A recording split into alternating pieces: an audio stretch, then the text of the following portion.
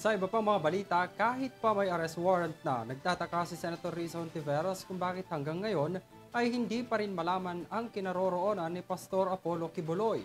Sabi pa ng senadora, patuloy na natatamasa ng pastor ang umano'y double standard kaugnay sa mga pagsuko nito ng kanyang mga baril. Narito ang detalye ng balita.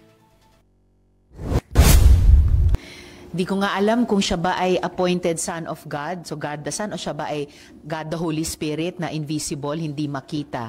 Ito ang tila pabirong tanong ni Senate Committee on Women, Children, Family Relations and Gender Equality Chairman Senator Risa Hontiveros kaugnay sa kinaroroonan ni Kingdom of Jesus Christ Pastor Apollo Quiboloy kasunod ng kanyang warrant of arrest. Sabi ni Hontiveros, kasunod ng hakbang ng Philippine National Police na kansilahin ang firearms licenses ni Quiboloy, bakit tila masyadong mahaba ang palugit na ibinigay para isuko ang mga armas nito ng kalahating taon. Taliwas rin anya kasi sa record na sinasabing 19 lang umano ang armas na nakay Quiboloy kumpara sa umano'y private army nito. Bagamat na isuko na ang 5 armas ni Quiboloy sa Davao Police, sinabi ni Hontiveros na hindi ito sapat. Nananatili yung panawagan ko kay Chief PNP Marbil pagkatapos ng napakatamang desisyon nila kanselahin ang firearms licenses ni Quiboloy. Kaya lang binigyan ng kalahating taong palugit para i-surrender yung mga firearms. Huwag naman po. Siguro naman kayang-kaya sa napaka mas madaling panahon kunin yung mga firearms na iyan.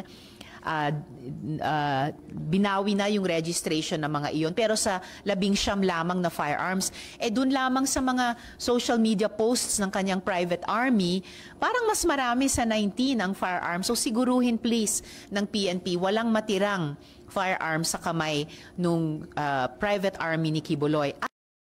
Ani ng senadora, tuloy-tuloy ang double standard na tinatamasa ng pastor hinggil sa palugit na ibinibigay sa kanya ng mga otoridad. So tuloy-tuloy ang double standard kay Quiboloy, di ba? Yung mamamayan inimbita sa Senate hearing, dadalo.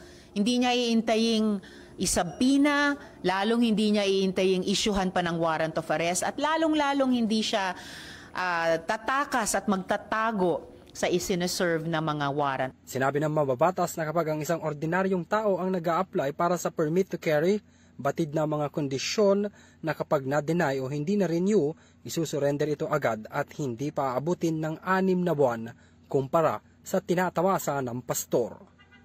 Para sa EuroTV News, ako si Henry V. Nicolas, sumasaludo sa bawat Pilipino.